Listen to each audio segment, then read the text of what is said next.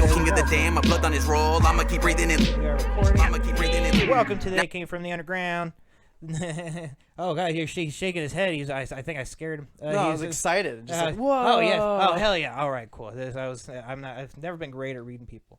But we got Matthew Jacobsen on the podcast today. He is a comedian from the Des Moines area here in Iowa. Where are you from? Actually, Originally from Eastern Iowa. Eastern Iowa. So like right on the nose of Iowa, just right on the boob, just like right on the boob. right next to the Mississippi. Nice, right on, farm. Man. Do you live in Des Moines now? Yes. Right on. How long have you been in the Des Moines area? February will be 6 years. Oh, really? Yeah. Cool. Right on, man. Been here for a little bit. Cool. And then have you been doing comedy since you came here? Has it been longer? It's been in September it was 3 years, and it's been 3 years and some change. Right on. Hell yeah, man. I mean, in high school I did like improv and stuff and theater Right. and things like that. Yeah. But then once I got out here, I was like, oh, a big enough city that can sustain a comedy scene. I should probably try it now. Yeah, big time. Yeah. That's one of the big benefits of Des Moines actually is just the fact that they have shit going on. Cause Yes. Here, there's so much relying on the students being in town. Yes. It's just for business sake. It's just like I've tried to help get like rappers and blues bands and whatever the hell just like scheduled, just book somewhere. Mm-hmm. And they're always like, well, the students won't be in town around these times, so we're gonna book around that. So it creates a huge gap to get to even just get something in town. So you do booking things? I do, yeah.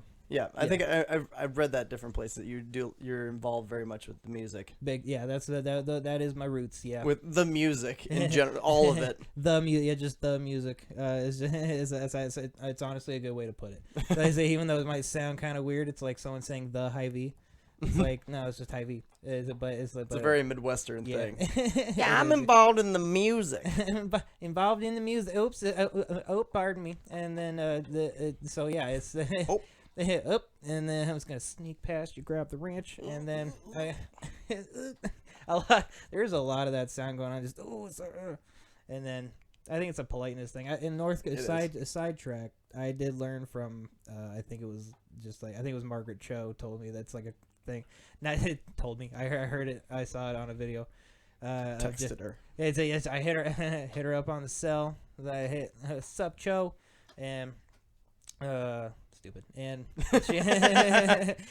she she said that's like I think she's North Korea. I think she's in Korea. She's Korean. I don't remember which one exactly. This is like a thing that like people when they're listening to have like a lot of like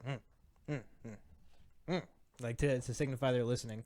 Otherwise, it's rude. Right. So I thought that it's like at least it carries over. It just depends on the sound.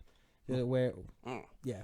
Like, I mean, throughout the podcast, I mean, anybody's podcast, someone's telling a story, and if it's a longer form story, just so the person isn't sitting there in silence, they go, right. Yeah. Right. Yeah, just throw in some words in the background. Now that we've addressed that up front, the rest of the podcast is going to be just people listening for one of us to be going, right, right. Now, that's very fucking true. This second, yeah, no, that's because I know I would be doing that. Mm-hmm. If I was listening to it back after that comment was made, yeah, I'd be like, they did it. There was. So I guess if you're listening to this at an appropriate time, or I mean, if you've just given up, and it can be early in the morning, but you can make it into a drinking game, and maybe by the end of it will be your favorite podcast, and but like that podcast got me fucked up. I love that. I love that goddamn podcast. I fucking love those guys. I don't remember what it was about, but I know I have fun. I know I had a good time. Yep. Hey, oh fuck, dude! Hey, when I get the hiccups, that's game over. Oh yeah, that's that's a good indicator of your body going, well, the brain ain't working, so I'm just gonna create it from the stomach. A little indicator that you should stop right now. Exactly. Yeah, that was. It took me a couple times to realize that was a sign. But we live and we learn. Oh, thank you. Shit, where was I thinking? Where was it going? I threw you way off with. No, it's all good. We were talking about weird sounds people make to be polite. Yeah. No, but okay. So all right, but no, okay. Yeah, no, okay. Yeah, but we mentioned where I was from, and then we talked about the music, and then we talked about Midwestern that's things. right. Yeah, and talking about polite. That was the other thing. I was telling you about the I've booked with like DG's Tap House. Do you remember them? Yeah, sure. so, yeah, before them, and then like the other two places owned by the same guy closed down. I guess DG's is opening under the same name though, reopening under the same name, which is interesting. I was really expecting a name change or something, but someone decided to go tried and true. But got to keep that notoriety of DG's. Yeah, exactly. Yeah, it honestly helps. It was a smart move, as long as it's not like as long as they talk to the previous dude, who I'm sure doesn't really have any kind of position right now to do anything about it. It was probably like, yeah, you're good, dude. Yeah. So that's kind of how that went down. But yeah, I just kind of got tied in with some. Well, do you know Strange Music? Sounds familiar. These guys. Whoa! Whoa! It's a towel I got from them for promoting. But so Strange Music, they're technically an independent hip hop music label. Oh, nice. And they're based out of Kansas City, and it's like Tech Nine and Chris Calico are like the top two. Okay. But Chris, like Tech Nine's literally like part owner, half owner, partner, and that makes sense. Founder, whatever. And then they have their artists that they sign on, and they released albums, and then like you could sign on to be part of the street team. I was part of them trying to start Winter Names, didn't work out, but it went for a year, and basically they just sent you posters, and then you had to promote it online, and then put the posters up around town, and if we did happen to get lucky enough to bring Tech or any of them to Ames, then we would have been able to go to the shows for free and do all that stuff. And we did actually help put out one of the shows in Des Moines, and so we got to go to that show for free, and got VIP and all that jazz. So where was that show at? I think it was at Seven Flags. Oh, yeah. The event center. Mm-hmm. Yeah, it was a pretty cool place there. But yeah, what's your genre of music kind of preference lean to? Do you have anything in particular you like? Or that's a fun question. Broad. If you put my music on shuffle, it's very much it's gonna give you real hard whiplash. Yeah, it's gonna go straight from like Sinatra, hell yeah, to like Kesha, to like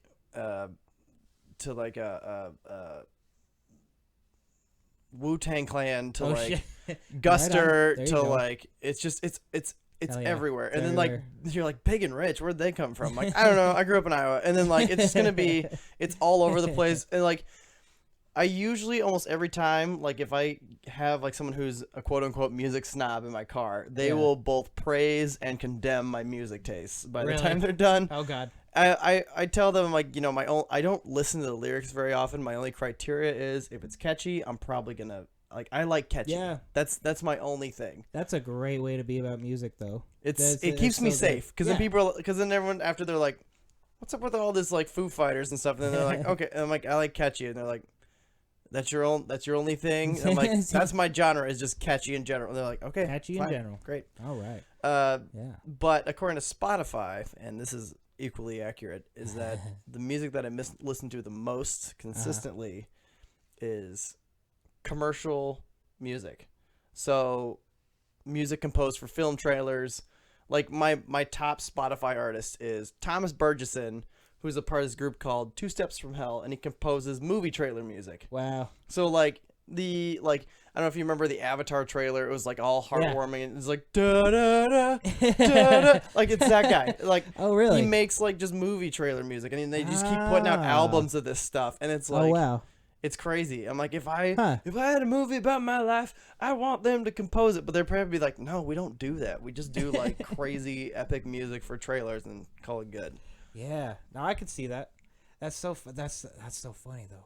It's great driving music. Like in a storm, like I just put on that and like the Pirates of the Caribbean theme or something, and just like you can get through a blizzard so much easier when you know it's like an adventure.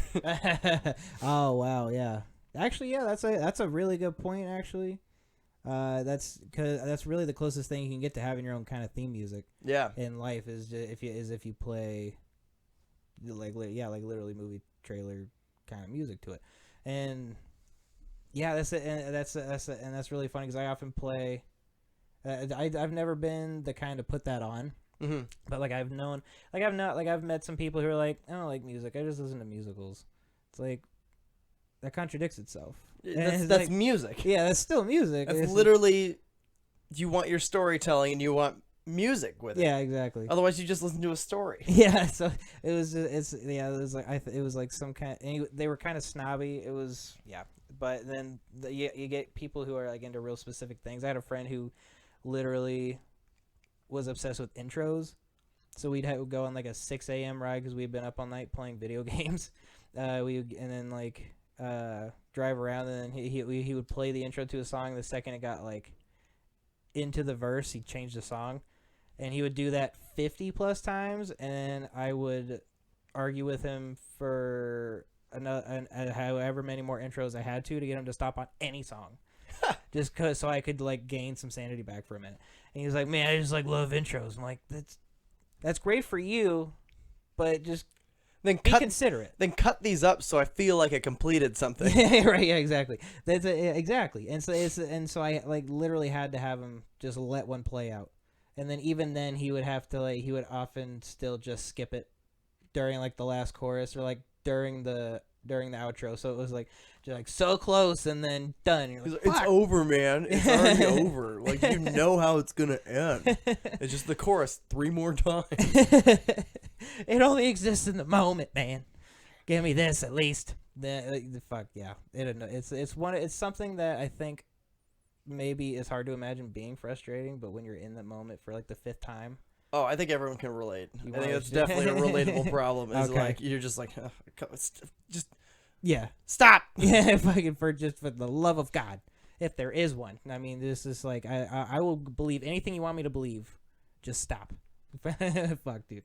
That's something that you struggle with for a while to the point you want to shoot your friend. But yeah. But I did just remember that I forgot to offer you a drink. Would you like a water? We also have small Gatorades of various flavors, colors. Usually is what the reference is. I'll take a Gatorade. We got white and red, which is fruit punch, and then it's like white cherry, and then I think the blue one's Cool Blue. Cool Blue. Yeah. That's a farm kid favorite. It's Cool Yeah. Blue Gatorade. Cool Blue Gatorade. Hell yeah. All right. We will be taking a short break, folks. That fucking yeah. Wee. I wish I want to get like sound effect boards to hook up. Oh, soundboard. Yeah, so that way like instead of having to go in and like I gotta select this one and then apply it like whatever. I can just like hit it and hear the voice. That makes sense.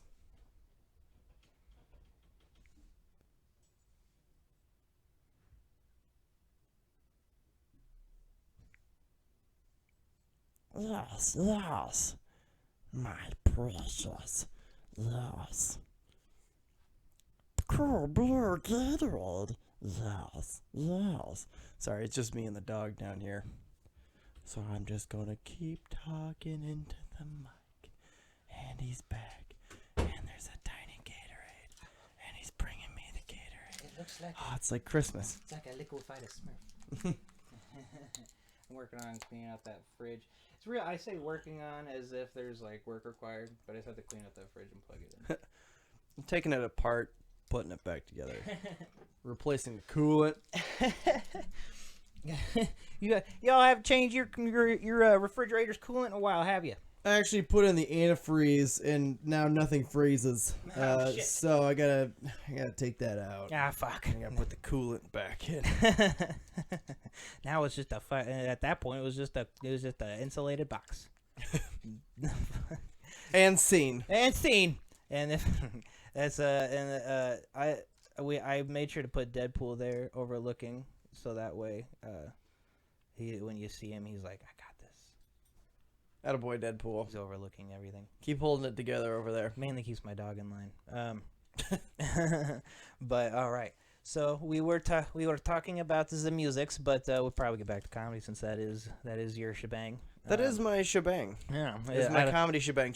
Is that the technical term for it? Shebang? Yes. That's what I've been saying. No Or one's corrected me so razzle dazzle. far. Razzle dazzle. The old razzle dazzle. Is there a new razzle dazzle? I'm getting off point. It's a great question. Where are we at, society? Yeah, that's what I want to know. This is why we're here on this podcast. Ask the tough questions. Where are we at in the society? God, you're like Barbara Walters. Oh, thank you. Where are we at with razzle dazzle? I kind of have the hair. I kind of have the hair of an old woman. It's just big and curly, and I never have to really do anything about it. So I guess that's how, like, kind of a one-up. Hey, I mean, you could have the hair of a linoleum kitchen floor. It's just there's nothing there, like, but you know, a couple cat hairs might get stuck to it. Like, that's about it. Is that do you, when they do you leave them and just tell people to toupee? Yes. All right. There, I was hoping I didn't make you jealous. I try to. Always. Okay. Well, right on. I remember it was your the jokes you had about it really were great during No Shave November. With when you started getting the Ron Howard look coming in. Yeah, that was funny. I don't know, all my stuff that hits hard, I never understand why it hits hard.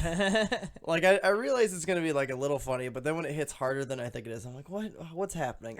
Yeah. Like I sat down and I wrote something for 30 minutes and got nothing. We got nothing. And I just made a quip about, like, I kind of look like Ron Howard, and everyone's like, fuck. Dude, straight up, to my surprise, I was like, I get it, but then when everyone else said Java Joe's got it, I was like, you people all are familiar with Ron Howard. That's what I was surprised by. Yeah. I did not think everyone was just gonna know who Ron Howard was. I'm surprised I know who Ron Howard is. Like, I'm surprised I know who Ron Howard is. Like, it really was the surprise of. I think it was the fact that they all knew legitimately knew who Ron Howard was, and then, or at least knew enough about what he looked like because from fucking like all the random pop culture points he popped into in the last few years. But yeah, I get what you mean about you just never know when it's gonna pop, because ultimately that is where that you start seeing the line between like I think it's funny and then like they think it's funny. Yeah. And so, sometimes it hits weird. Well, at the beginning of my comedy career, it was just I'm throwing everything at the wall, and then whatever sticks, I keep. And that's how I got most of my current material. And then, like, the past year and a half, I'm going to just pound this thing out until it works. And it's, like, it took me, like, for my last brand new set of 5, which is the Honky Tonk Badonkadonk, it took me, I think, a majority of last year just to craft it the way I want. And I'm happy with it now. Now it's one of my... like tail end bits. Oh god, if not like potentially a closer. Yeah, like it has an aha moment. It works great, and you know it's really satisfying. But now I'm trying to start a new story, and it's just been eating eating it at every mic, and I'm like, I just got to stick to it, or I need to try something else. Yeah, exactly. But I have to like be patient with it. Yeah. Oh man, comedy is a weird thing. It is a weird fucking thing, man, and like it's so, and that's again another one of the reasons probably why the people who love it. But that's something that, but because honestly, I do notice that you have like at least like you have kind of like the candor when you go up there is at least you portray that you have the experience, like you have some past experience, like because obviously everyone gets like, especially when you're at an open mic, that people are trying new shit all the time. Mm-hmm. Even people who aren't comedy, they get it. Yeah. And so that's always like so that always gives way more play. And then it's like I could tell you had been doing it a while, because like you are good at forming into like a whole 5-minute like thing that kind of comes together. Oh, thank you. You're getting good at that. Like, and obviously, and you know, whatever might be going on in your head, like, oh, he's misinterpreting this way. Like, fucking, it's like, you know, it's what maybe I am, but at the same time, it's like you get you got like a nice style. You go on stage looking like you kind of like are put together, you know, like you know. So it's like and you're like and it's clean. Not even like and I don't even mean clean like in that like no swearing, but it feels well put together. Like there's practice and experience behind it. So that's but I think that is one of the best things about it. It's all very much my just like how I write, and everyone does it different, and I am tremendously jealous of how a lot of other people write. Like Sam Hershock, a Des Moines comedian, he writes just completely on stage. Yeah. He has his idea, he goes up there, and he just like pounds it out on stage, and it almost works the first time every time. Like, and then he spends the next couple of weeks refining it and getting the wording the way he wants it. And I can't do that. I have to sit there and I have to spend like an hour on like my ideas, and I have to just like curate them. And I also can't write anything that's like a minute long. My brain's always got to write a story or a big like expand upon a topic massively. And maybe I'll cut it down to a minute depending on what it is. Yeah. But like you have to like I have to get even my movements down. My movements, every word, exactly how I'm gonna say it. I'm a failure as a setup and punch comic. Like it has to be just I create this absurdity and then I have to go into it. Otherwise, it doesn't work. And and a lot of times, all my ideas won't work like that. And I just gotta find the one that does. No, that's all. But yeah, no, I totally understand what you're saying. That's a bit. That's a big thing about it too. Is especially if you can be like kind of physical and use your space, and then like that shows comfort in it, and then it's like, and it's some people might maybe say it's distracting. It's like to a certain extent, but physical humor can go a long way. Yeah, especially when you're telling a story. If it has like intent. You can't really do a lot of physical humor when you're doing a one-liner. Right. You know, you got like there's not enough material for you to do anything. It's like maybe you can lift your arm up and fuck this guy, or like just like little motions. But there's not movement involved in that. So just as big ones, because like Anthony Jeselnik, I'm sure you're familiar with, very like purely a one-liner dude, and he's like very familiar with that. But like even he'll say like he can't watch Dave Attell because then he wants to do Dave Attell, but he can watch Ryan Hamilton all day long because it's not the same style in any way. Sure.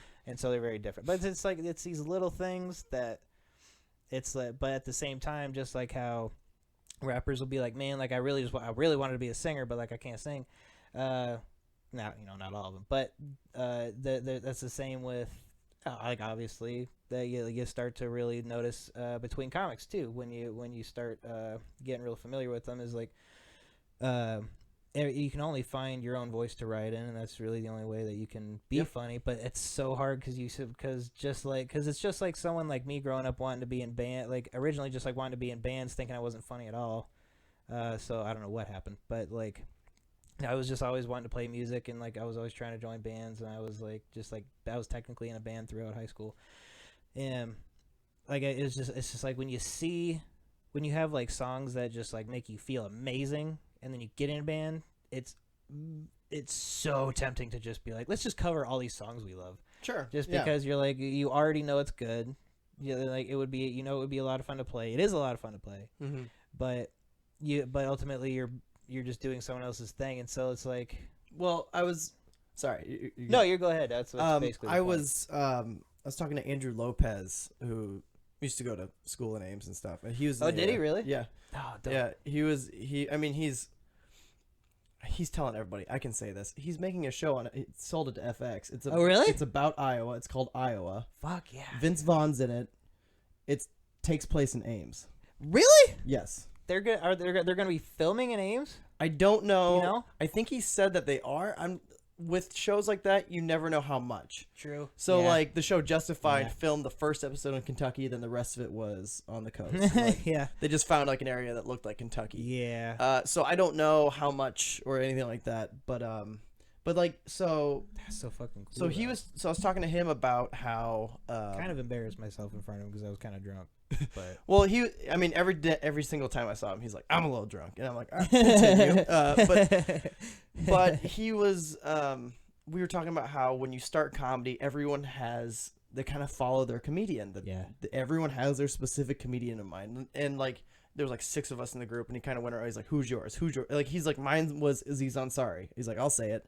And he's like, "What's yours?" I'm like, I don't really know for sure. It's probably Gaffigan, just because I kind of did that crowd thing that he would do where he like do the voice of the crowd. Where he'd be like, oh, that's a bad bit. Like stuff like that. Like, but Gaffigan's great though too. So I love I mean, everyone had like, Yeah. perfect, worthwhile heroes to follow, but Definitely, you just gotta find your own voice. Yeah, exactly. But going back to the Jesselnick thing, you're talking about, yeah, he's a one-liner and he's not really physical, but his stage persona really carries that. And if he didn't have that, it's dark, but it's likable. Yeah. It's tremendously likable. If he doesn't have that, all of his jokes go to shit. Yeah, that's very true. One of the first things I was taught in comedy is that if you're not likable, or likability in comedy is 80% of the work.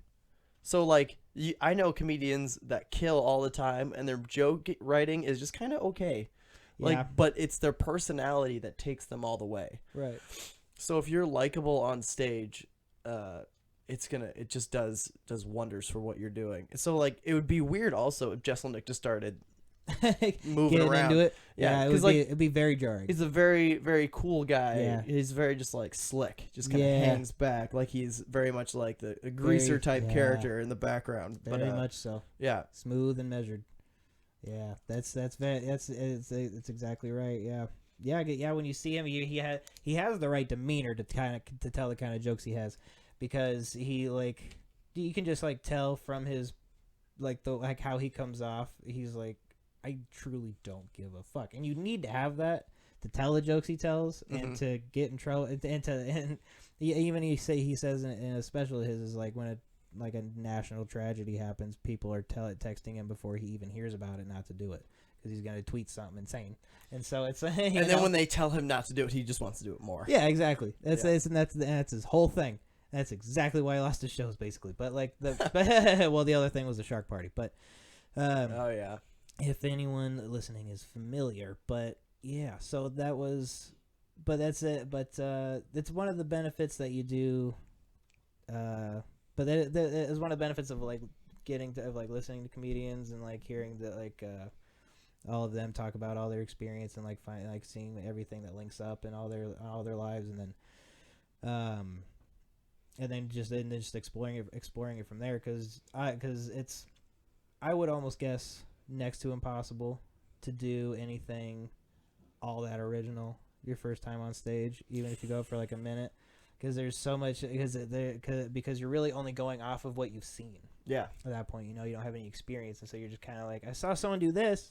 You have ideas, and like you kind of know, hey, or like you know what you want to be. Yeah. You don't know that that's what you're gonna be, and like, the first joke I ever told at an open mic in Des Moines was I threatened the audience and found out right away that's not what I'm doing. Like, I think I said, like, you guys better laugh, because if not, the Raccoon River is real muddy and I'll throw you in it and they'll never find you ever again. I don't know. It was something like that. And I was like, looking back, I was like, why did you say that? Who did you think was going to go? This guy. It's great, Baldy. This rascal. This skinhead. Gonna murder us, throw us in the river. No. Yeah. Fucking dead. That's actually a fun thing is like so I would have to, any joke about you being a skinhead, to my knowledge, I think would all be based on like appearance, but it would all the twist to all of them would that the Nazi would be like really nice. Yeah, like he'd be like the sweet Nazi. He'd be like, he was the one who like would actually turn the truck around.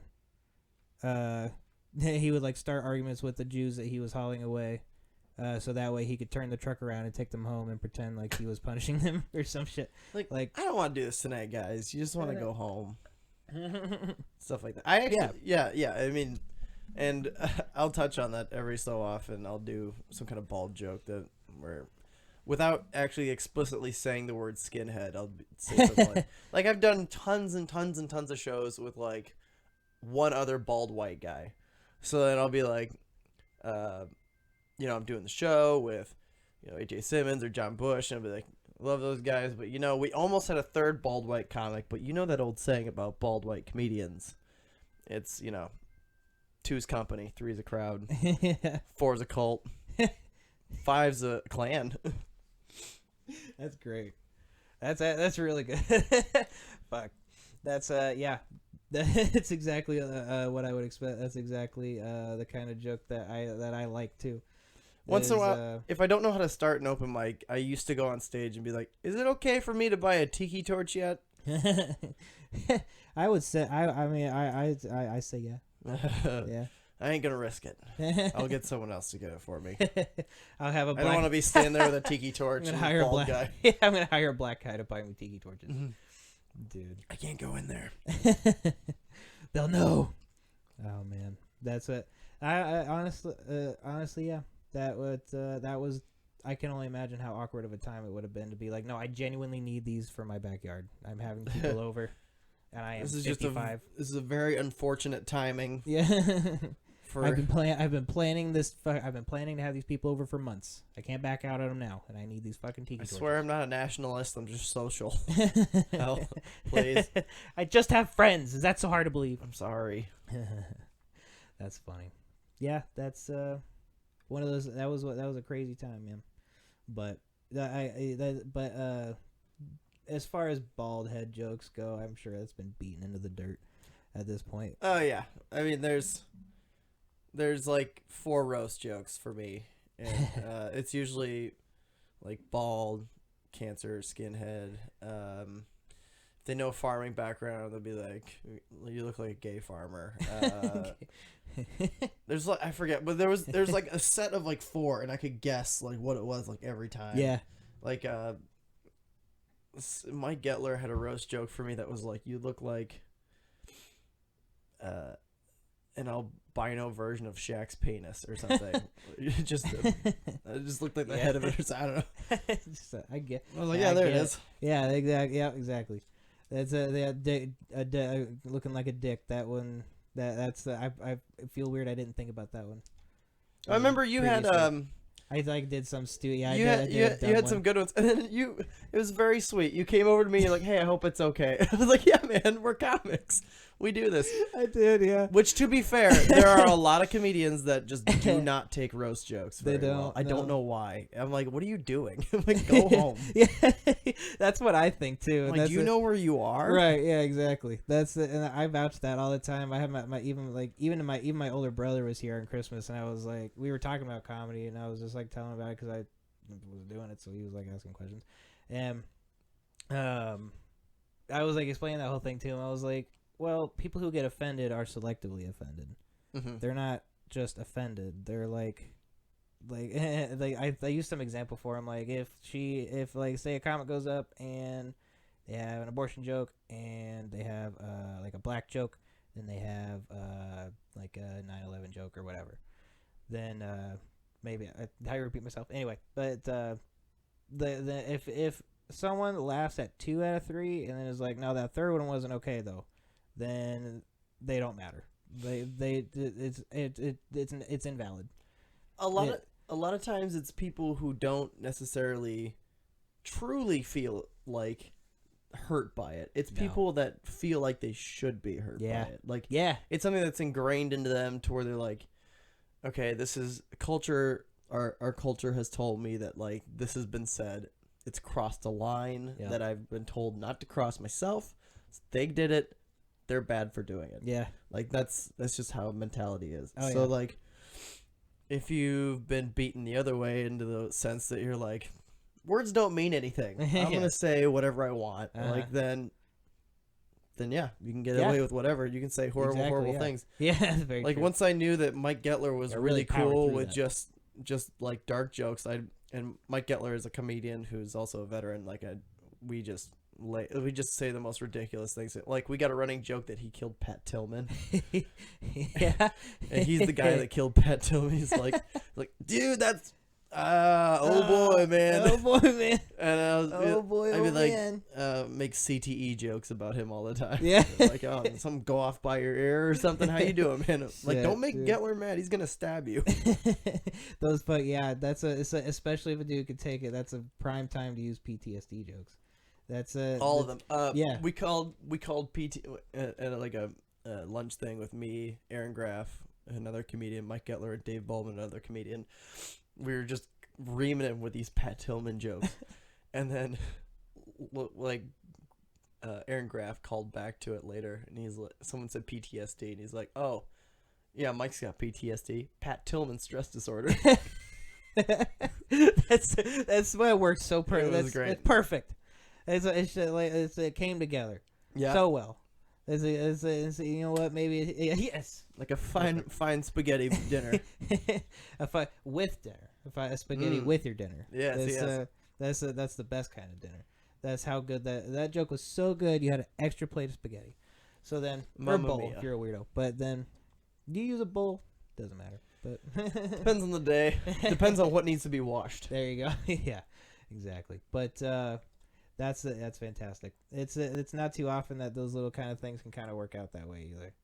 But yeah, and that's good enough too. That literally, if I had been the one to think of it, I could tell it could bomb to like everybody, and I'd still be like, "Fuck you guys, it's funny." You know, it's like if I think of something that I think is clever. But then like I just kind of hold on to it for a while. It's like it's my thing. I don't have to tell anyone. That is a good saver usually, is if you go just essentially like you tell a joke that's either pushes a boundary or something, and then you go, fuck you, that was funny. Usually that'll work for like a saver to get a laugh back. You're right, yeah. As long as folks aren't relying on that, like that's good. Uh-huh. Like I know Larry the Cable Guy would be like, that's funny right there. I don't care who you are. Like everyone's got yeah. They were. That's true. I forget. That's true. I now that I'm thinking about that, that's really does seem like the crowd was probably laughing almost more at that part. Than the joke itself. AJ Simmons, Des Moines comic, creator of No Sleep, has the best savers. Like he's got elaborate savers. To like a joke won't work, and then he'll like do this big, I don't know, like he has an Amelia Earhart saver. Like really? It goes into Amelia Earhart couldn't be saved or something. Or like or that went down like Amelia Earhart. I don't know. Like wow. It was really it's like there's 3 parts to it, and I'm like, what? It works every time. And I'm like, all right, man, that's awesome. How long? Do you know how long he's been doing comedy? He started at a similar time as I did. Oh, really? So we've both been doing it around over 3 years. Wow. So like I went to an open mic, and this was before I considered when I started. Like I went to one mic, and I did that threatening joke, and then like a couple other things I did okay. And I was planning on coming back, but I just hadn't gotten around to it, and a couple months had gone by. And I was talking to AJ because we worked together. Yeah. And he's like, I'm thinking about doing stand-up. And I was like, oh, okay. So we started talking. He's like, yeah, I'm going to go to the mic. Then he went to a couple mics. And then I started going back. And then we would record each other's sets. Nice. And then we'd watch the other person's set and then give them notes. That way we didn't have to watch our own sets and just, feel that pain. Yeah. It was a nice little method. That's not bad, yeah. Bring up Korea again, but that's flashbacks. Callback. There's actually another thing, and I think it's Korea, but moms will work together to like send their kids to them to do homework. Well, Fuck me. oh wait, I gotta go the other way. For those of you at home, Jordan just punched his microphone. I was very upset. This story brings back horrible memories. Just the Korean people upset me to a deep level. Oh no. I won't get into it. But the whole gist of it was, now that I've recovered, that your kid's not gonna talk back to them, and so they'll just get their shit done in the half hour, and then come back, and then you send their kid back to them, same position, and all is fine. And your kid didn't tell you to fuck off because you didn't want to do math, and so I guess it works really well. So it kind of makes sense because it's like, oh, these are someone else's parents. I can't just be to do anything. You know? Right. No, that's great. Yeah. Because like when I would go to my grandmother's house, me and my siblings would get along way better than when we were at home. Yeah. Yeah, exactly. It's like, we don't want to make grandma mad. I feel bad if we make grandma mad. That's your parent, and if your parents knew about it, I wouldn't be surprised if they exploited it. You know what I'm saying? They found their. My grandma would love it. Win-win for everyone. Yeah. The Koreans are way ahead of us. Every single one of them. They're living in the future right now. They really are. That fucking hippo over there, Mm. and then whoever's running the southern part. But A nicer man. a much nicer man.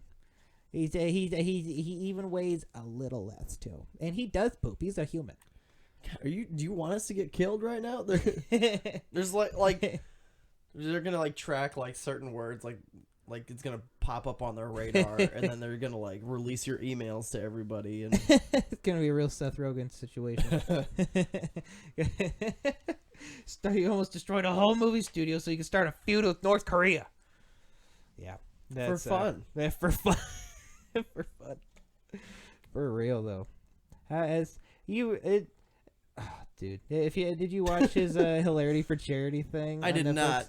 That he addressed. I did. Yeah, Because that was what? That was like last year, wasn't it? I think so. Yeah. Yeah. Because they call him out. Nick Kroll, I think, calls him out for it. Like the very beginning. It's obviously scripted, but like he literally calls him out for it at the beginning. Says like, "Fuck, I know, man. Fuck. I'm gonna go vape out of my dick," and then he goes in. So and that's just the progression of it. So if you haven't seen it, check it out. But yeah, because Mulaney's got a short bit in there, doesn't he? yeah, I think so. Yeah, It was like 5 or something. Yeah. I think he wears a brown suit in that one. A brown suit, you say? Mm. Wow. Yeah, I'm very detail oriented with my Mulaney, Mulaney's which I the haven't shit. even watched his new one. His The Sack Lunch Bunch. Yeah, It's great. I thought it was gotta hilarious. get on it. I don't know what I'm doing with my life. I've been watching Doomsday Preppers and taking notes. That's what I've been doing. You got other priorities on your mind with this Iran shit going on. You're Australia's just on thinking of fire. Iran. You're like, I'll get back to Mulaney when I'm sure there's gonna be a Mulaney to get back Look, to. when I feel like I deserve happiness again, I will watch Sack Lunch Bunch. Yes, exactly. Until he's then, saving it for that special day. assuming World War III doesn't break out. In which case, I might just watch it just to be like, I got it out of the way. well, there is actually a correlation with like devastating events in comedy. Oh yeah, I believe it. I've many different occasions like I've done like a corporate with somebody else and like I used to do one with a comedian who used to be in Des Moines. He's in LA now, named Josh Novi, and Novi would be like, so this devastating thing happened on Tuesday. Our show is on Friday. He's like, expect that show to be sold out. And I'm like, oh really? He's like, yeah. He's like, when devastating things happen, subconsciously people want to go see comedy. So like it just like correlates. That's cool. Wow. I mean, It's for what it can it's be. cool for comedians. Yeah, absolutely. And like I mean, it's comedy and tragedy. Really like. I don't know. Yeah, the correlation's strange. I guess I'm gonna trail off into something else. Go for it. One of my favorite shows I've ever done was a crowd of 6 people. It was a really okay comedy club in edit that out. Kansas City. It was essentially, it used to be a bigger comedy club, but then it was like became a side room of an Indian restaurant, and the bigger club turned into the Indian restaurant. And I was there Valentine's Day, and I'm gonna sneeze. No sneeze. Okay. I was shit. I was there Valentine's A lot of Day and then suspense. Friday and Saturday as the feature for that weekend. And there on the Friday there was terrible weather and only 6 people showed up. And we're like, well, we're still gonna do this show, Right. So we performed for them. What else are we and gonna they do? were like the loudest and like best 6 people you could have for a crowd. They're up for anything. They love. Hell yeah. They like. I almost was just talking to them by the end. like I'd tell a fart story, and they're like calling out their friend, and I'm like, "Oh man, they just put you in under the bus," and she was just like, "Yeah, I do that." And I was like, I do that. like, How long wow. was the set? 25 minutes. 25 minutes. That does give you a lot of time to be able to like fuck with the crowd. Too. Yeah, At yeah. that point, that's so funny. But then afterwards, I do that. after the show, I talked to them for a while. Because, I really wanted to thank them for coming out and stuff. And they're like, yeah, we decided we were going to risk it because the woman who was like, I do that or whatever, her husband was going through cancer treatments. And, like, it had gotten worse. And they're like, Oof. and all of her friends were like, we're going to get her out of the house and we're going to go see something. And then they saw this comedy club was just open. They're like, oh, we're going to go here. Yeah. And so they're like, thank you so much. Like, you guys gave her, like, the best possible night. And I was like, oh, this is what it's Hell yeah, dude. I was like, oh god. That's a heart. Talk about Your a fucking tragedy heartwarming moment brings right me there. happiness. Oh god. The irony in the whole fucking thing. Yeah. Man, It's all but it's- heartwarming. There's yes, nothing it's- sinister behind oh, it. yeah, but- no, yeah, for sure. It's like it's dark, but like beautiful dark. Yeah. Like it's the kind of thing where if you want a story, if you want like a darker kind of story of why you do comedy, that's like such a perfect level to be on too. Of like it was a nothing crowd, but yet one of the most killer. Yeah. And you made a woman dealing with that kind of shit happy. It's like that's the kind of stories that like really keep people doing this kind of shit. Like that's what, like when you feel that kind of love. Well, you'll find that like big crowds are obviously fun. Like they're huge. Oh, yeah. Like there's Nothing so many against the people big that crowds, everyone's yeah. gonna laugh at If everything. there's a big sort of crowd thing. listening, there's nothing against you. Yeah. We're just not talking. We love about you, you big right now. crowd. But Yes. also, there's It's something not all about you. truly magical about just a personal crowd. Yeah. That crowd of 6 was awesome. One of the other best things I've ever done is the Beechwood Lounge in Des Moines. There'd be the bomb shelter show in the basement, and you're just standing on this like this board box. Why do I forget the name? It's like for fork trucks to lift up. What? Pallet, a wooden pallet. Yeah, you're standing on like 2 pallets, and then like the entire crowd is just taking up this entire room, and they're like right around the pallets. They're in your face, and it's the greatest thing because it's just like 180 degrees of people like losing their minds like right in front of you. Oh shit, dude. I guess if you're bombing, it really sucks. But, like that would be bad. It's like, you're just like eating it, and they're just like staring into your soul. At that point, you're giving a great. At that point, it's a rally. It's your own eulogy. Yeah. That's what it's just kind of this sad thing. But no, Yeah. it's like, I mean, I've never seen anyone bomb there. Like it's just That's awesome. cool. I mean, they don't really put it on much anymore, but like Michael Good from New York. Ogden, and then he moved to New York. Well, he moved to like Austin, Texas, and then he went to New York. Ah. But like he was back, and like we were talking about shows, and he's like, dude, Bomb Shelter might be my favorite show of all time I've ever done. And he just did No Sleep, which Right. had 300 people. Yeah. Over No 300, and closer to like 400 people. That says a lot. Yeah. That says a lot. That if that wasn't like if he said the bomb shelter show, because like I didn't, because like I had never even heard of the bomb shelter. You know, it was like so like, clearly it was very like rarely ever put on. very intimate. Yeah. That's clearly a very intimate kind of moment to have. And like it's like a rare one at that too. I'm not sure if it will get put on again because I think it might just move to Teehees. You know what? It's which sucks. I wouldn't be surprised, but which sucks, but it's also, I mean, that's also it makes great sense. that it moves Yeah. to a comedy club Right. Yeah. Exactly. Like where the place where the comedy goes to live and die. and die. Yeah. I really die more than live. Mm-hmm. If it's a Thursday, yeah, big time. Yeah. because that's when the open mic is for the audience. Yes. If you'd like to go to the open mic at Teehees Comedy Club, sign up is at Thursdays at 8, and show is at 9. Right on. That's and that is the Des Moines area, and then before that is also the Java Joe's Yes. open mic. That's at 7. The sign up says 7, and so then you can also they'll cover you for Teehees as well. They'll put your name into the bucket. Teehees will cap out at 25. 25. 25. I think 25, last 25, time we 25, did like 27 or 28, but like Yeah. they try to keep it at 25, and then if you're not on, if you put your name in and you don't get on, you'll get on next week. Yes. If you're on at the end and you remind the person next week, you'll get, like you were like one of the last 5. Yeah. Which I felt bad then finding out that you had to drive all the way back to Ames. Yeah, that's what we do. I mean, I feel bad for everyone that's at the end. I don't want to put people on at right? the end, Yeah. but, like, If I had done, no, I'll that's be how honest. science Yeah. works. That's it's science, bitch. That honestly though, like if I had done well, I wouldn't have cared. I did very badly, and so when you bomb and you're like, fuck, I have to sit in the car for 40 minutes. Yeah, that's rough. Yeah. I mean, I'm close to like every mic in Des Moines. Like I'm within like 10 minutes of every mic in Des Moines. So when I have to when I bomb, those 10 minutes suck. It's Yeah. like driving 45 Yeah. minutes and just like going. I guess when I come to Ames mics, and if I bomb at an Ames mic, I'll drive back and go. This is too much time to think about. Yeah.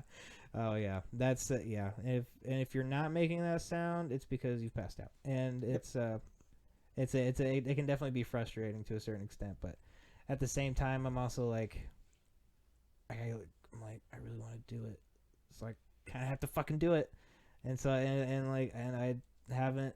I really don't have a problem with it. I think ultimately the only time I think I'm the kind of guy who's like, oh man, I don't think I feel like it tonight. It's like I just don't want to drive. Yeah, Like it's just like the travel. I get that. Yeah, Absolutely. Like that. I mean, that's if I miss an Ames mic, most of the time it's because of that. right. Yeah, exactly. Or like I want to get something like edited out and stuff at home for like my other projects, but like, Right, yeah. otherwise it's just like it's so far. Mm-hmm. Yeah, exactly. When really, if you live in a huge city, it's not that far. Like that, like you're Right. gonna like going like halfway down the city, it's gonna be 45 minutes to get there or Yeah. something. Like if you take a train and then a bus or something, like it just depends. It does, yeah. It really does. And so that's like I've actually considered. I was thinking. I think I'll do like open mics for like a year, and then kind of gauge how I feel. If I'm like, all right, I'm gonna keep going. Then I'm like, I think maybe I'll look into moving to Des Moines, get into the epicenter of everything, and then that way travel's never an issue. I don't have to worry about like I can't really I don't have to be like, oh, I can't drink at all because I gotta drive, or like whatever. And then whatever. And then that way it's just being in it's always better. But like it's for the same reason people like move to New York and shit to get into the whole thing. And so Sure. that's kind of how I'm feeling about it right now. But you said, but then you just said that you kind of you use a lot of some of your time to like edit some of your other projects. By projects, what are you referring to? So a lot of different things. So like I by trade during the day, I am a graphic designer. Oh really? I also do like video editing and motion graphics and stuff. So my day to day is that, and I have freelance clients every so often, so I'll work on that stuff, get that stuff That's out. super cool. My other projects beyond that are whether it's collaborations. I've been doing some sketch writing with a couple of guys. I've been one guy got a hold of me because he needed like help branding and putting together the visuals for a game show that he's making. So I've been working with him on that. But the biggest thing is I have a vloggy interviewee thing with my girlfriend. Oh really? Called Good Lord Laura What Now? I like And we have a little set in the basement, and I just sit her down and I bombard her with questions about a specific topic, and then she has no idea what the questions will be. And then I make her do like different segments in games, and she hates games. So one of those segments is called Laura Hates Games. And it's stupid, but That's awesome. And then like we'll film like an hour, and then I cut that down to like 10 minutes. Really? So like it's a lot of me Wow. listening to it over and over and over and over Yeah. again. So like I want to be more consistent with it, like a regular podcast, but like it takes so long in the editing bay. And then Dude, yeah. and then I put animations with it and stuff, and Oh, like make okay, yeah. things like pop Yeah. up. And Oh dude, yeah. That sounds like it would take fucking ever. it takes forever. And then you upload it and you watch it, and then it gets 36 views, and you're like, fuck. Dude, that was one of the fun things that I was with me. Cooper was making fun of himself about when he was over. He was because you put up the Mr. Pizza like that video he made, and he was like, I put it up. I thought it was funny, but there's work into it. I've been trying to work on a Cooper impression. I can't do a very good one, but he can't do voices very well either, not even his own. But then Eat it, Cooper. Yeah, suck it. We love you, Cooper. No, but suck it. And then I but then he was like, yeah, I only got like 4 views. I was like, yeah, I saw that. I was the 5th. I only got like 4 views. That's so, dude. That made me think of like literally immediately made me picture Cooper as Schmeagol like from whatever his fucking name was. That's actually what I did when you left the mic. I was like, Gatorade, blue, precious. That's just what I was doing down here. That's so funny now because what the funniest part about it to me is that like I now have something to go back and listen to that I wasn't here for. That's Yeah, so funny. like, yo, I left you a present. Just a little extra vocal intake there. Maybe I can cut out and save it, and I'll put I can like throw it in random areas as just Matthew Jacob going blue Gatorade. Yes. Blue Gatorade. Yes,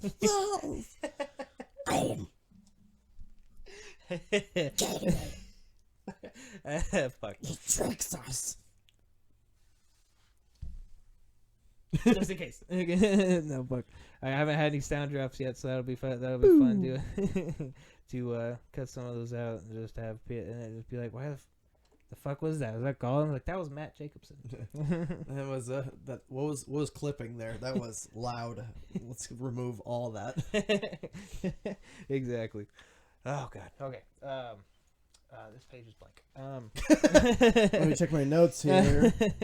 And yeah, but I think oh yeah, the one, and then I can't remember exactly where we had like left off with like the main part, but I did want to get into obviously who your inspiration was, like what about like what you watched that got you onto the stage in the first place.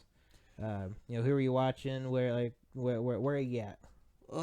So as far as comedy inspirations go, I mean, there's a lot. I was very much a class clown in high school. It was very much just like, if I had any kind of a vocal presentation in high school, I tried to make it just the most ridiculous thing, full of voices or whatever. And then if I got a C, I didn't care, because if I got laughs, worth it. Right, yeah. You had a good time. And then, yeah, I did all kinds of stuff in high school. And then I'd say, like, the things that I would watch that gave me inspiration to do, specifically stand-up. I mean, I was in that specific age range that loved Dane Cook's Vicious Circle special. Great special. Like, that was, I mean, that was, like, at the time, like, a thing that introduced stand-up itself to so many kids who had no idea. Big like, time. I would watch that, and I would watch Blue Collar Comedy Tour. Yeah. Hell yeah. I can't get through, like, their stuff, like, their new stuff nowadays, but, like, back then, I was like, this is amazing. I was right there with you, man. Yeah, that was the shit. That was, yeah, I've Dane Cook's, like, gotten, I think it was only, honestly, it was only, like, one other comedian that I've heard say it, but I have heard another comedian say that special, like, was, like, kind of like the trigger that got them into doing comedy. Yeah, well, it's also just, like, he was the first person I saw that had, like, a very commanding stage presence as a stand-up comedian. Like, I would also, as a kid, I was probably in high school, would watch Last Comic Standing when it actually existed. Right. You see comedians everywhere that have that on their, like, as their credit. And I'm like, no one knows what that show is anymore. No, yeah. But, like, I think it was, like, the second or third season. Maybe it was even the first season. I don't remember. No, it wasn't the first season because Dat Fan won the first season. Alonzo Bowden was, like, I love that guy. He's great. Yeah, I was all about that guy. Hell yeah. I still remember seeing Schumer on there. Josh Blue was very famous. Always, like, slayed me every time I saw him. I think he recorded a Dry Bar special. I don't think it's out yet. But he recorded one, so I think hopefully we'll see more from him real soon. Hell yeah. But that'd be awesome, yeah, because there's a couple specials that I know that I have heard of have been recorded, and they're still not out. Yeah, still. I mean, waiting. Birbiglia's newest special, like, recorded like a year ago or something. Really? Yeah, it was that long ago. Yeah, holy shit. And this is where, like, you cut in, like, I looked it up. Matt's wrong. I think that's what he said. Like, and because I remember the other person being like, "What?" He's like, "Yeah, we recorded this like a year ago and just been sitting on it." But we'll have a fact check at the end of the episode to correct anything that Matt might have said that offended or was just generally wrong. They're like, we didn't like that Gollum voice, and no, he cannot buy tiki torches. Frankly, we're completely appalled that you would even have him as a guest. We have one caller calling in to complain. Sir, what's your name? It doesn't matter what my name is. He slanders me. I can't do the fucking voice. Okay. Well, I'm definitely not doing it right either. It's like he slanders the name of God. it's part Stitch, part Gollum, part I don't know what it is, and then I just put a little grovel on it, and it's Cooper. And I was like, that's what I'm going with. And it's Cooper. We put a little gravel on it, and then it's Cooper. Most impressions can be broken down. I'm gonna be weird doing ways. fucking Gollum's voice now, trying to be like, no, that's not Cooper. You're gonna be sitting next to Cooper, going, "Yeah," and then be like, "What?" And he's like, "What are you doing?" You were staring at me for so long, dude. That reminds me of my favorite drug story of all time. I'm not a part of this. It might not even be real, but it's my favorite drug story of all time. Okay. So it's an acid story. It'll be very quick. So these two dudes were going to watch a movie, and the one guy drops acid. The other guy does not. And from the guy who dropped acid's point of view, they're watching the movie starts, and he thinks of a question he was going to ask his friend. Turns to ask his friend the question, and then looks back at the movie. Or he's like, oh, I forgot what the question was. Looks back at the movie, and it's the end credits. And he's like, whoa, what happened? And his friend's like, I don't know, but you've been staring at me for 2 fucking hours. Dude, I totally fucking see that happening. Too. Yeah. I totally see that happening. After I've now partaked in said not specifically acid. I don't know what it was I took. I took something and I I'm saw not sure. something. I was paid for a show and a brownie, and I ate it. And I was teleporting. Like, I was Paid sitting for on a the show and a couch, brownie. and I was like, I wonder what Laura's doing. And I teleported to the bathroom door. And she's standing there, like, picking her face, going, what do you want? And I'm like, I was on the couch. And she's like, okay. And then I'm back on the couch, and she's sitting next to me, and we've gone through 8 episodes of The Repair Shop. And she's like, oh, this episode is so emotional. I'm like, how do you follow this? The fucking, oh, dude, the power of an edible, man. That shit's insane. Oh fuck! Like that's a different drug too. That's what's funny is like if you're like if you're like someone who kind of like me who can like handle your weed, allegedly, then then like you can usually do an edible and you just be like, fuck, whoa, dude, like I'm here, but like everything is amazing. And so you're just like, yeah, but then sometimes you hear stories of people doing edibles and you're like, wow, I'm glad I didn't have that. You're like, wow, this can go all kinds of directions, Right? Because like you have that, and then literally the chicks from Broad City were telling where I learned a way of making edibles from that, just another method. The way one of them did is they would like put it in between like 2 graham crackers with like Nutella or some shit, wrap each like cracker sandwich in tin foil, throw them all in the oven, and then like bake them at so long. Yeah. And then you just eat it, and then you have a panic attack in your bed, and then which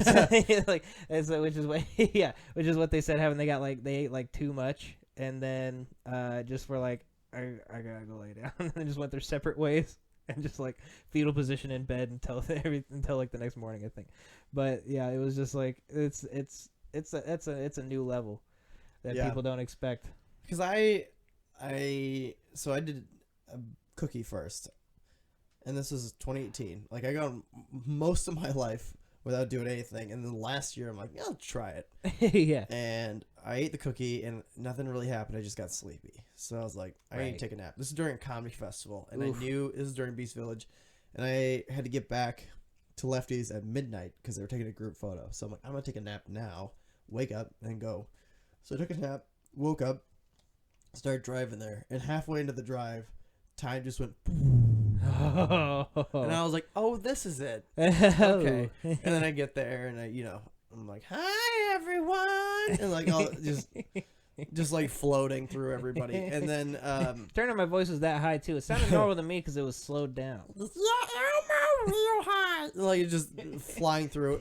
Elmo did an edible. So and after that, I was like, yeah, that was weird because like nothing really happened until I moved, and my girlfriend, who's heavily experienced and educated in these sorts of things, was like, yeah, that's weird. Maybe you're like activated by movement or something. She's like, well, we'll try smoking next. So I tried smoking, and nothing happened. I just we just kept doing it until I got sleepy and I took a nap and I woke up and I wasn't high. I just fell asleep. Huh. And then since then I had tried different pens with wax and all this other stuff, and I remember I was at a Lefty's mic and Sid had a pen and it was just going around. Maybe it wasn't Sid. I don't know.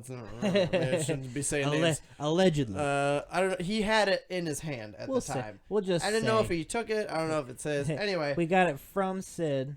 It went around and it got to me and they're like, well, Jacobsen's not going to do it. And I'm like, oh, yeah? And I took a huge rip. And then everyone went, wow, wow, wow. Everyone's panicking for my safety. Nothing happened. Really? Other people had to go home, and I was just I did feel some tingling in my face, and that was it. I'm but edibles, dude, entirely different thing. That's insane. I don't know why. There might. And I'd hold it, you know, and I'd slowly let it out and try different things. Yeah. I think with the edibles, we also did realize that movement does.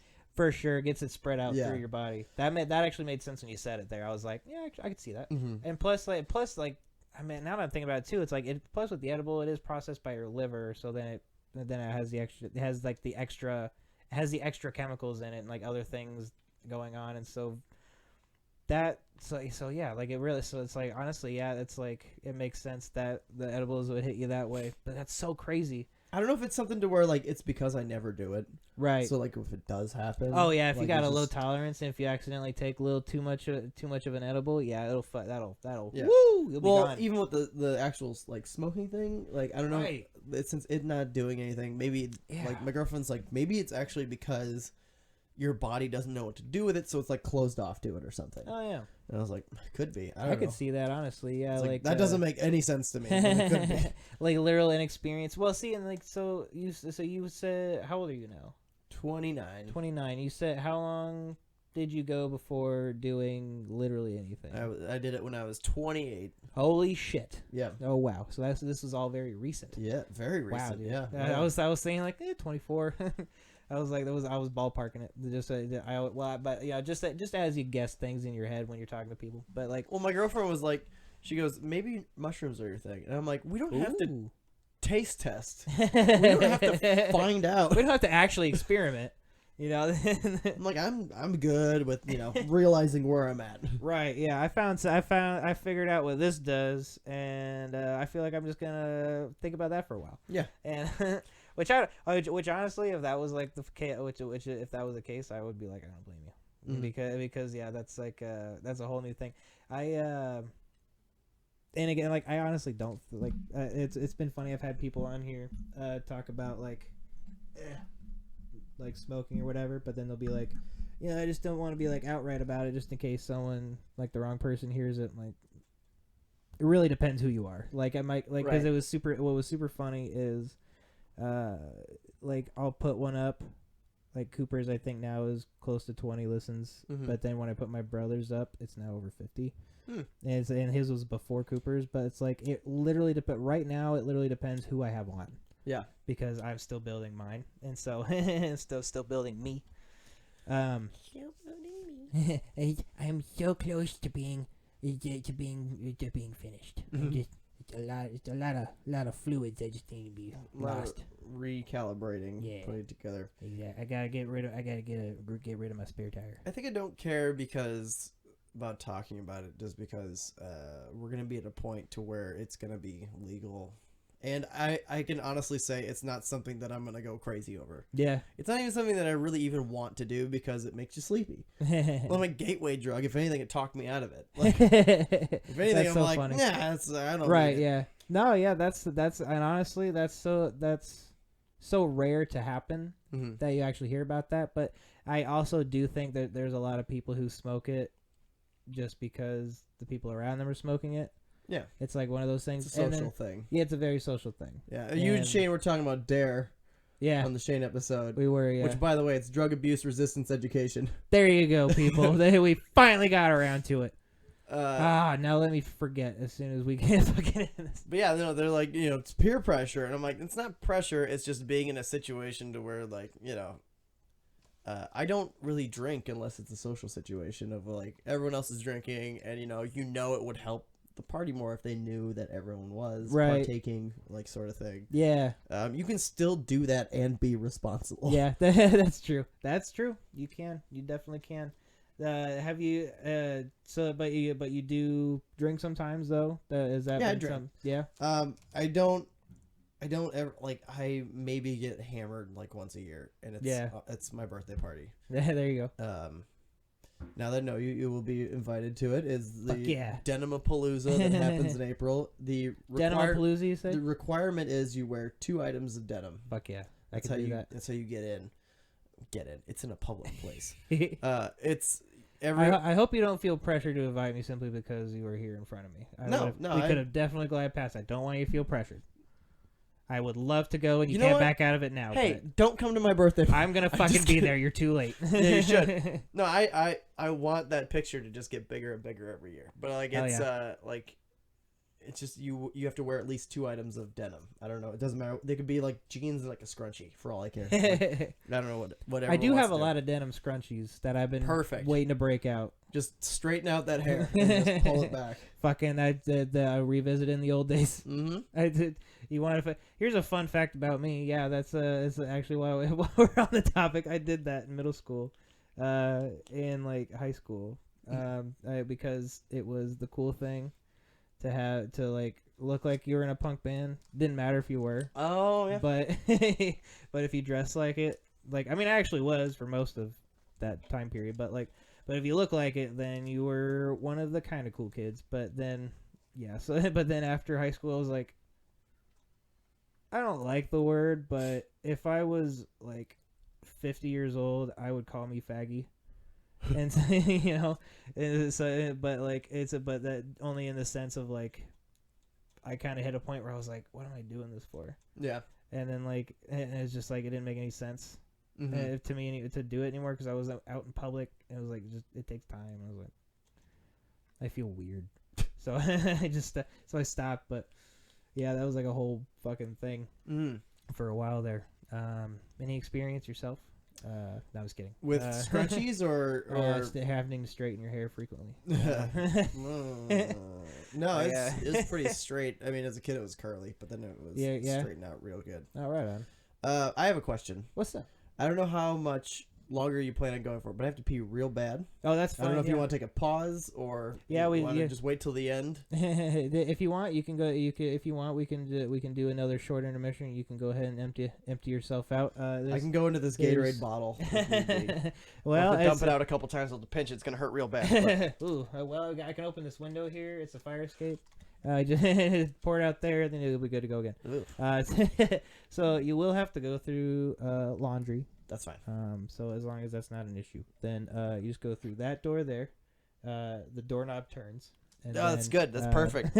You push to open it after turning, and then you just follow the laundry to your left. Sounds good. And it will join me. And it will take you to a toilet room. Thank you. Now it's your turn to do gollum noises. I am here to do the precious. Right here, the Matthew Jacobsen is dropping his preciouses in the toilet.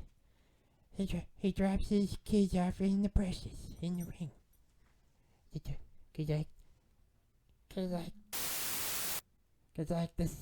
Like the bowl is like a ring.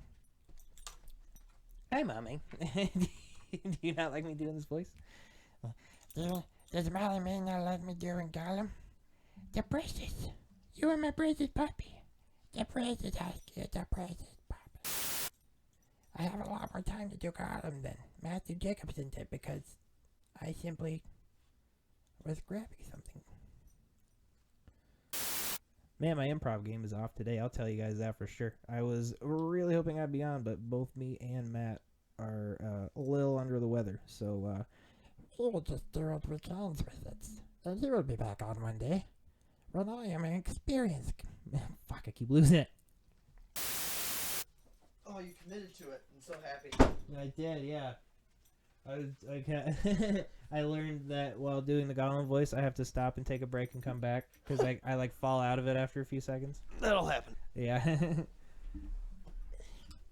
in here. All right. And I'm back. I'm back. I'm back. Move this fucking pillow. And all right. And welcome back, Matthew Jacobsen. We have you here. Good to be back. We have you here on fuck, I forgot what it's Christmas called. Eve. Yeah, NPR. That's what I was looking. I was gonna go with NPR there. But Welcome back to NPR. This American Life. feature special guest Matthew Jacobsen. Matthew, tell us about your American life. You're in America. Oh, geez, Matthew Jacobsen. That is not appropriate for the. Oh, he's convulsing. Someone call a ambulance. Someone, Molly, here's my phone. Call the doctor now. Molly, use your paws. The dog looks so sad and confused. When he did it, like, I don't know how to help you. She's like, He's gonna have to die. They're clearly yelling at me. I'm not. Am I in trouble? Yeah, she. I was like, I went, fuck, I can't. I keep falling out of the voice, and she jumped up like, you okay, man? You alright? She was like, yeah. So, but that's what she does. She likes to get up in your grill if she thinks. Make you're sure upset. you good. Yeah, exactly. I guess and then since we are coming up in like 80 minutes, I'll check and see. Do you have like you have a time limit you need to leave by? I by like probably 7:45. I don't know, somewhere there. Right on. Yeah, I typically go about. What was that? I typically nothing. I typically will go roughly an hour and a half.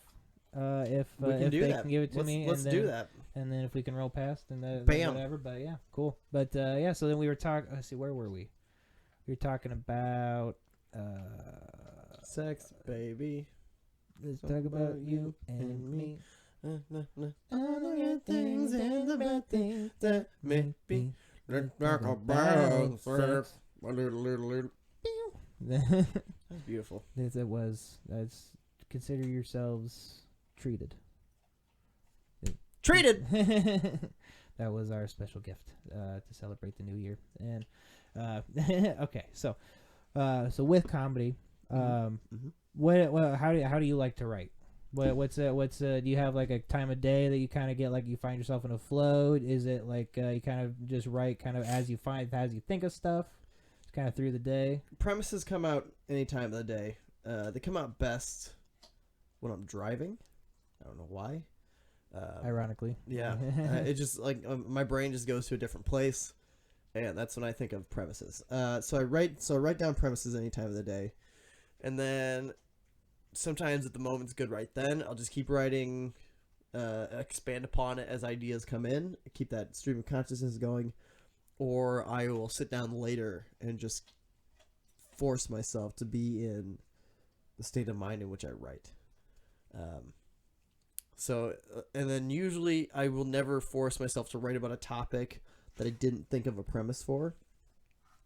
Sometimes I do, if it's like a roast battle or like I need to come up with impressions, Right. or something, or it's like a theme show. Like it's got to be, you're playing Batman and you have to be on this Batman and this comic book theme show and you got to do stand up as Batman. So Yeah. then I'll force myself. Right. Yeah. Which actually maybe I should try doing that more because that seems to go pretty okay. Right on. Yeah, because I was actually bummed out I had to miss the Doomcast where you were playing fucking Dr. Xavier. Oh yeah, I did that Yeah. one. Yeah, and then I've been. Dan gives me the best roles to be. Like, he let me be Batman 3 times Hell on different yeah. Doomcast stuff. That's awesome. So I have like maybe 10 minutes of as Batman material, and then I have to be Professor X for a while, which I didn't actually write a set for that. I just sat on stage and put Cerebro on my head and I pointed out like, oh, there's a lot of mutants in the crowd, and then I point out like shitty mutant powers, like you're somehow able to avoid jury duty, and like this man can find the clitoris. Like it just everyone had their own That is a mutant power. crappy mutant power. Yeah. That's fun. That's awesome. That's kind of what I was thinking. I can't remember why I couldn't go up there, but I remember seeing all the pictures afterwards, and the costumes seemed pretty legit. Like but then the funniest one was seeing what's his name dressed up as Beast. Oh yeah, Dave Kilbride. Yeah. He was seeing him as Beast. That was hilarious. Yeah. He really committed. Yeah. Like my girlfriend Laura, she committed to her Jean Grey costume. She did, she made the mask. She bought like the green dress, got like yellow gloves and stuff. Like it's classic Jean Grey. Yeah. And then I just put on crap from my closet. And everyone's like, "Wow, that is an excellent Professor Xavier costume." I'm like, "I'm bald." That's what this is. I committed to it. I shaved my head for the role. I started doing. Kilbride's standing over there in blue makeup, in blue prosthetics glued to his face, just probably staring at me like, "You piece of shit." Son of a bitch. That's fantastic too, because that's definitely exactly how it is expected to. That's how you don't want it to go, but at the same time, that's exactly how it fucking goes, because no matter how hard you try. So like Kilbride was probably like, "Man, it's gonna be awesome! I'm so excited." And then we're like, "Why is this guy getting all the attention?" Yeah, I was kind of thinking about that too. Did you do anything? Did you have to borrow a wheelchair from someone who needed a wheelchair? So there was, I wouldn't say a miscommunication, but Dan said he was gonna try to get a wheelchair. He's like, "I'm pretty sure I can get one." I was like, "All right." So I just didn't worry about it. Yeah. And I get there and there's no wheelchair. Oh fuck. So I was like, I knew that I was going on stage with my girlfriend Laura. Her name's Laura Kotke. She has a name. She's not just my girlfriend. But she went on stage first. That's all we care to call her and here. then from the crowd, I was like, "Jean, I might need some assistance from you." And then so she goes like, she puts her fingers up to her temple to use her powers, and there's actually a scene in Dark Phoenix, which is a movie nobody saw for a good reason. It's awful. Oh. But Jean makes him walk upstairs with her mind, and it's like horrible. Yeah. So I had her do that with me, and then like I walked up the stage. I didn't walk up the stairs of the stage. I just walked up to it and then flopped myself onto the stage and rolled over to my chair. That's awesome. And yeah, That's the best way to go about it. I was like, Dan's like, "I'm sorry, I couldn't get a wheelchair." I'm like, "Don't worry, I have an idea. This could be the worst thing I've ever done in my life." You played it off though, man. What would have made it better is if people had actually seen Dark Phoenix. Yeah, You know, ideally, but that I had also heard that Dark Phoenix sucks. Dark And- Phoenix. Dark Fetus. And Dark Fetus. it's the newest movie produced by strictly Republicans. Yeah. Oh. It got sad.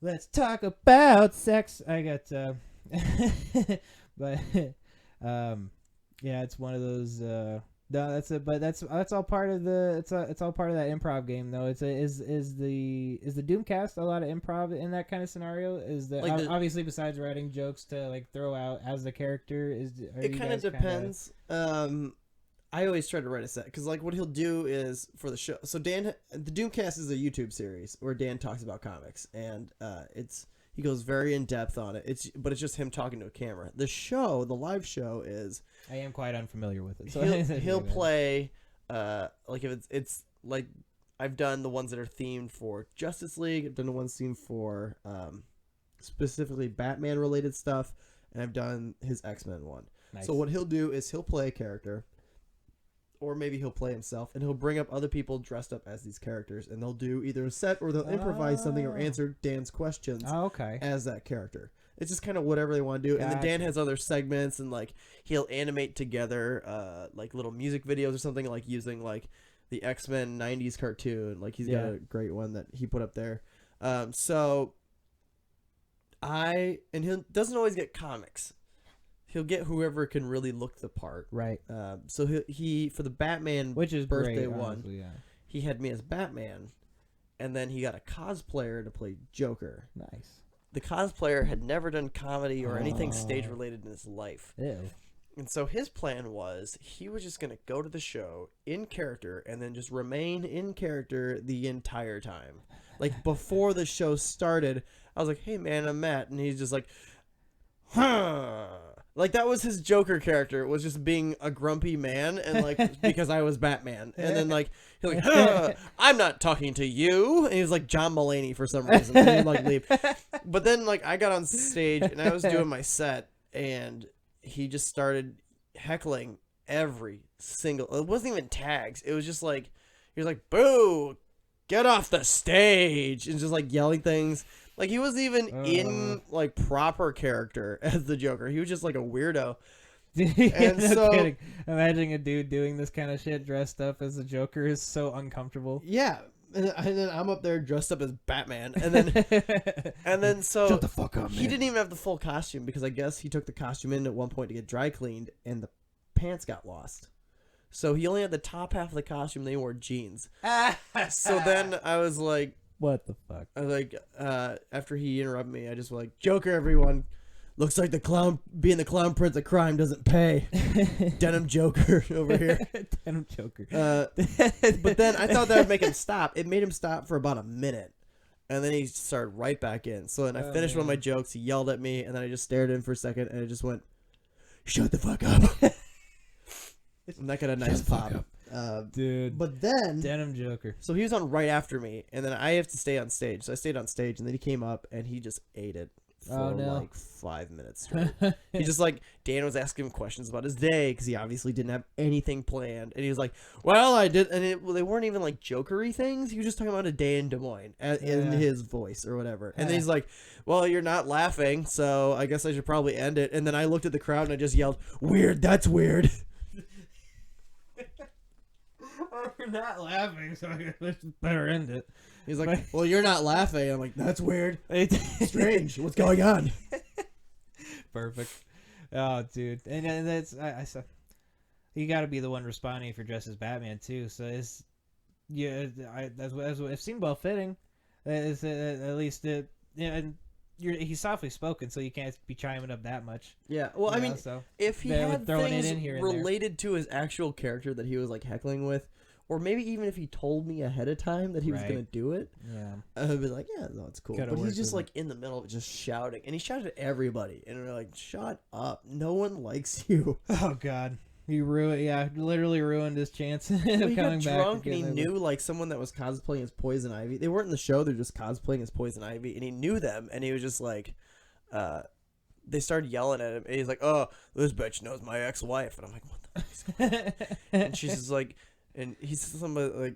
We all could have guessed it was an ex-wife, buddy. Yeah. And she said something like, I know about your small penis. Or something. I was like, what the... And I looked at Toll. Toll was Bane. And he was like, what the fuck's going on? It was super weird. Dude. I've been trying to beat Toll in weird hair.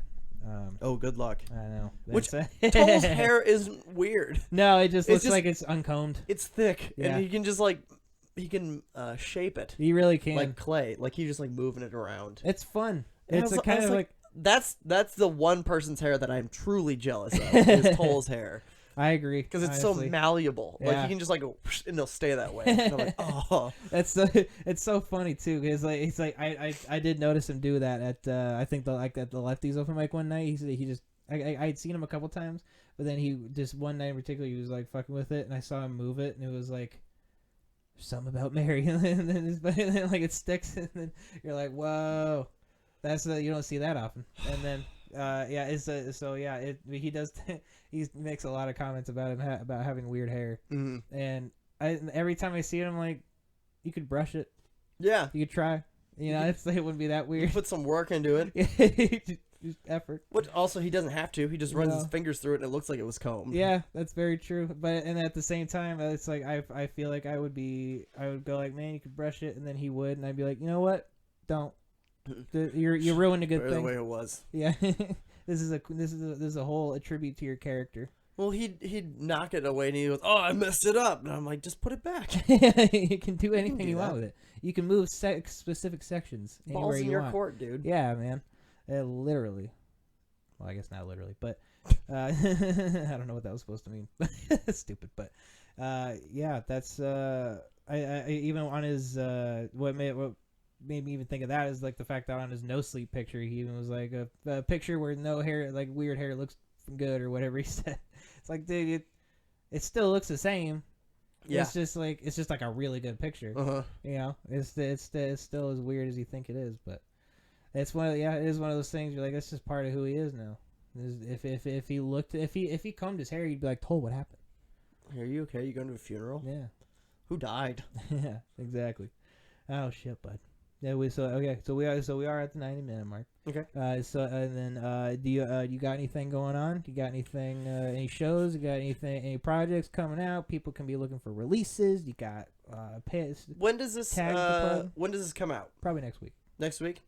All right, so if it's anytime after Monday, you can go to YouTube, type in Good Lord Laura What Now, and you'll probably find an episode of Good Lord Laura What Now. There'll be a new one on Monday. Still, we've been doing it since the summer. Still kind of coming up with the format, and it's been getting, I'd say, hopefully more and more refined. But either way, won't take up much of your time. It's like 10 minutes. Otherwise, and he edits from an hour. So it's like so I cut it down to the solid best stuff. Yeah, solid fucking 10 minutes. It's the best of an hour Yeah. of me and my girlfriend just like bantering. Yeah. Just like disliking each other. No, I'm just kidding. It's great. Slowly breaking up over YouTube. Slowly but surely. No, that was one of the kind of draws to our relationship, was that we have pretty decent conversational chemistry. Nice. I can sit on the couch and just talk for forever. That's a very special thing. to be able It to talk is. to someone, so, It's magical. So it really brings the whole life together. It makes you feel full. It's very Bill Burr. That's true. It's very magical. It's just magical. That's perfect. Should keep that in your arsenal. Yes, I have an impression to do now. But other things, I have a couple corporates coming up. There is a show. No, that's sold out. It's Justin Spade has a show. Just brag about it then. Yeah, I guess I'm just here telling you about all the things you can't go see of mine. But you can come to the Teehees open mic. I don't know if I'm hosting. I don't know. I kind of got brought on last week, and then Sid's like, if you want to keep doing this, you can. And I was like, sure. And then I don't know now. I don't know what's going on. I haven't talked to Tommy or anything. Right. So come out and then you might be there. Because Tommy's still a host. I think Sid brought up the idea of potentially like switch hitting like at lefties. Would be a bad idea, honestly. Yeah, I think it's good for Keep it everyone's fresh, mental health to rotate. Oh yeah. Yeah, exactly. And stuff. Otherwise, yeah. That's it. That's my life. My life in a nutshell. Now I'm gonna go drive back home and take some NyQuil and just go into a coma. Maybe we'll get a McChicken on the way over. I don't know. I'm gonna make chicken. I'm gonna lace it with some NyQuil, and then when I get home, I'll do a NyQuil whiskey mix on ice. Those on the go rocks. together very well. NyQuil whiskey on the rocks, and then I'll lay back in my silk robes and kick my slippers off. And I'll go to sleep, and maybe I'll wake up at some point. Maybe I won't. No promises, but that's the exciting part of it. Who's to say? Who's to say? That's it. True, false. Who's to say? Alrighty. Well, yeah. So, but I know you said you had a little bit of a cold, but I do appreciate. I'm sorry. You might want to sanitize all this. It's all right. It's probably all got AIDS on it already. Oh no. I got a lot of weirdos coming through here. All right, now you got AIDS, and so finally. Now I have something to match the hair. Now I have an excuse. There's I'm here to make things come together, and so that I'm glad I could help that work itself out. We were talking about earlier, the PTSD coming together. Absolutely. Yeah. Pat Tillerson and AIDS. Tillerson. That's gonna be Pat Tillerson and AIDS. Maybe that'll be the episode name. Boom. So I might have to write it down. PT. I'll do ampersand. Well, it's Aaron Graff's joke. Okay. So I don't know if we want. I feel bad if we stole Aaron Graff's joke. You can still put it down. All right. I'll just tell Aaron, suck it. You didn't put it on a podcast soon enough. Maybe I won't make it. Maybe I won't make it the title of the episode. But I thought it sounded fun. So you should make the title. This next comic is gonna die soon. Just look at his hairstyle. He doesn't have long to live. Listen to his podcast. I think I could fit that into the Listen title to this bar. episode, or no, it would be called "One Last Wish," the Matt Jacobsen story. One last wish. MJ story, not that MJ. There's so many comics with like a similar name as me. Like there's MJ, And then there used to be a comic named Matty J. Oh yeah. Okay. I've actually heard the name Matty J. Yeah. Yeah. And so I didn't know he existed, and I'd put my name into Mike's as Matty J, and then everyone would like hush and like they whisper when they hear my name get called, and they'd be like, Matty J's here, and then go on stage and like, you're not Matty J. That's hilarious, dude. That's so funny that he's got that there's that reputation, that kind of looming underneath the name Matty J, though, that people are like, he's here. That's fun. So, well, you got that going. I don't know if it was good or bad, but it was a reputation. There's a rep behind it. So Yeah. it's that because you're not him, then you don't have to. Then it's like it's mostly just giving people that shock. So, if anything, they're gonna remember the guy that went up that they thought was Matty J and wasn't, and then they're gonna be like, "Oh, hey, I remember seeing that guy." Right. His name is technically Matty J. So yeah, but yeah, I know you saw it late, but yeah, of course, you say you had a little bit of a cold, but I still really appreciate you being here. Thanks for having me on. This is fun. I'm glad you had fun. I had a lot of fun. I was also kind of feeling a little off today myself, so I was like, fuck, I really hope that I can just pull it together. But I think we pulled it off. So I think we did it. yes, I think we made a gem. yes, I think we did too. So but I'll tag you in, of course. I'll put up any of your all your links and stuff in the description. Get y'all tagged on there, and thank you everybody who listened to this episode. And it's probably second week of January by now, so obviously we got a couple more coming out, but keep an eye out for a couple more special guests we got coming up here soon. And again, thank you, Matthew Jacobsen, and we'll see you next time.